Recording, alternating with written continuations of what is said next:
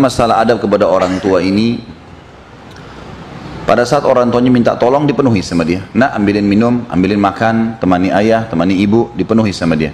Bagus, bakti sama orang tua. Tapi pertanyaannya, bisa nggak dapat ekstra pahala? Bisa. Gimana caranya?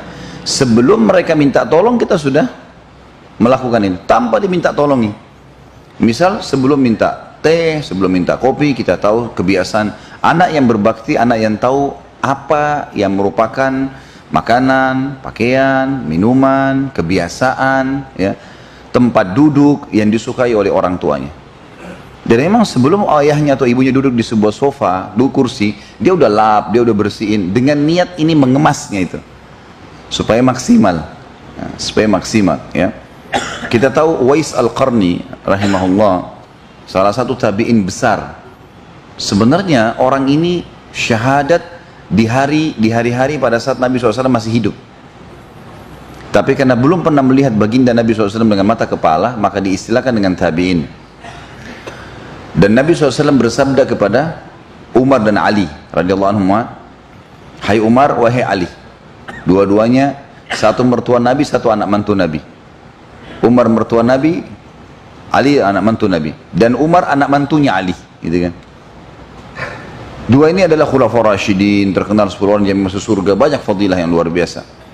Tapi Nabi SAW mengatakan, wahai Umar, wahai Ali, kalau kalian berdua ketemu dengan Uwais Al-Qarni dari negeri Yaman, mintalah agar dia beristighfar kepada Allah untuk kalian berdua. Umar dan Ali, ini kedudukannya sangat tinggi. Siapa Uwais ini?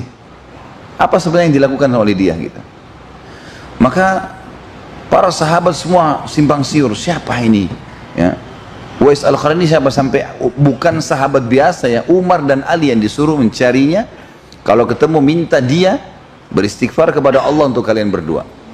Maka setiap tahun di musim haji, Umar sama Ali keliling ke jemaah haji Yaman. Ada nggak namanya Uwais Al-Qarni? Ada nggak namanya Uwais Al-Qarni? Sampai Nabi SAW meninggal, nggak ketemu. Sampai Abu Bakar meninggal, nggak ketemu. Di zaman khilafahnya Umar, tahun 13 sampai tahun 23, di tahun 23-nya, akhir sebelum Umar bin Khattab ditusuk oleh Abu Lu'lu'ah dan mati syahid radhiyallahu anhu ajma'in. Maka pada saat itu Umar bertanya lagi ke jemaah haji Yaman, apakah ada Uwais Al-Qarni? Mereka bilang, wahai Amir Mukminin, hampir tiap tahun Anda bertanya ini, kami tidak kenal namanya Uwais Al-Qarni. Tiba-tiba ada satu orang dari jemaah Yaman di belakang bilang, hai Amir Mukminin, saya tahu ada satu orang namanya Uwais Al-Qarni. Dia seorang pengembala kambing di padang pasir kami. Memang tidak semua orang Yaman mengenalnya. Seorang pengembala kambing, tidak ada yang kenal. Bawa gembala kambing pagi, pulang sore. Istirahat, besok lagi begitu aktivitasnya. Di padang pasir, tidak ada yang kenal. Bukan masyarakat kota, bukan segala. Kata Umar, baiklah, saya mau tahu di mana dia, di mana alamatnya. Kata orang itu, tahun ini dia akan haji. Tahun ini dia akan haji. Beberapa hari lagi dia akan sampai. Kata Umar, baiklah, kalau sampai tolong sampaikan kepada saya. Ternyata betul, datang. Lalu Umar ditunjukkan di sana tempatnya. Umar datang kepada dia. Umar sempat bertanya radhiyallahu anhu kepada Uwais, apakah kau Uwais? Dia mengatakan iya. Dari suku Qarn? Dia bilang iya. Baik. Apa kau punya seorang ibu yang tua dan kau berbakti padanya? Kata dia iya. Apakah pernah kamu terkena penyakit kulit, kemudian kau meminta kepada Allah agar disembuhkan dan akhirnya sembuh kecuali seperti ukuran dirham di pundak kamu? Dia bilang iya. Jadi semua ciri yang disampaikan baginda Nabi SAW kepada Umar bin Khattab radhiyallahu anhu ada pada orang ini.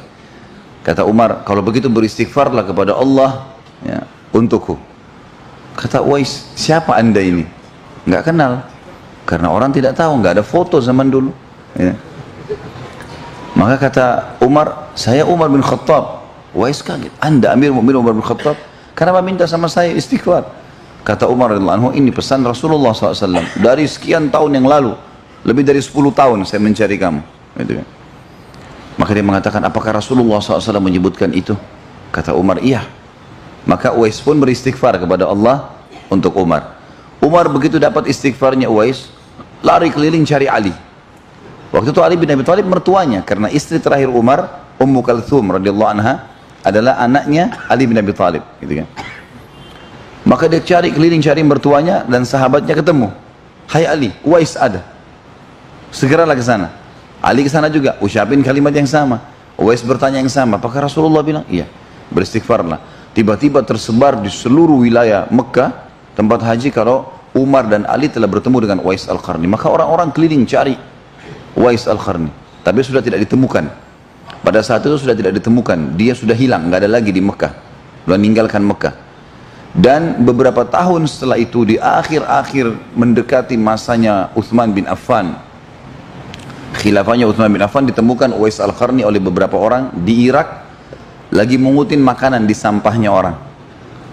Mengutin makanan di sampahnya orang, dia bersihin, setelah dibersihin dipanasin, yang masih bagus dipanasin sama dia, dibagi dua, setengah dipakai makan, setengah dikasih orang miskin, sambil berkata, ya Allah, aku memujimu dan bersyukur padamu karena ini rezeki yang telah berikan untukku hari ini.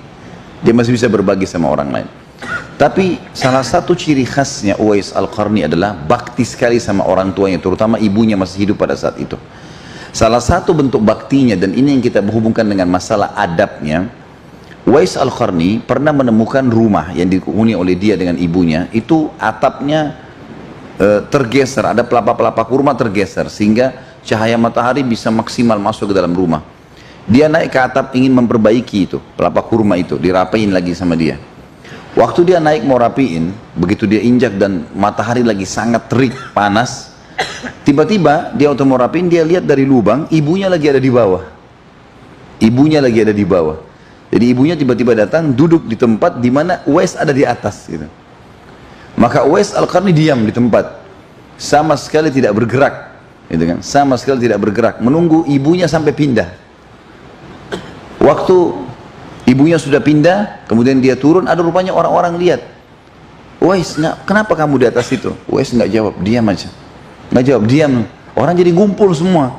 Kenapa kok orang ini diam di atas atap, diam seperti orang yang kaku kayak patung, nggak bergerak, gitu kan? Setelah dia turun, pada saat dia sudah lihat ibunya sudah bergerak, turun, rupanya orang-orang ada yang masuk ke dalam rumah, lihat ibunya lagi duduk di situ rupanya di bawah. Orang bisa baca keadaannya. Maka pada saat itu Uwais turun, ditanya, kenapa anda tetap diam di atas, ada apa? Dia bilang, saya takut kalau sampai ada debu dari pijakan kaki saya dari atas jatuh ke kepala ibu saya. Bayangkan teman-teman, coba bayangkan kalau kita di posisi orang ini, kita teriak, ibu pindah misalnya, nanti kalau kena gimana, dan seterusnya. Kadang-kadang orang kasar ya. Tapi lihat bagaimana kemasan adabnya. Kita bukan cuma sekedar baktinya, bukan cuma sekedar ibadahnya, bukan cuma sekedar meninggalkan dosanya, tapi gimana kita mendapatkan pahala ekstra di situ.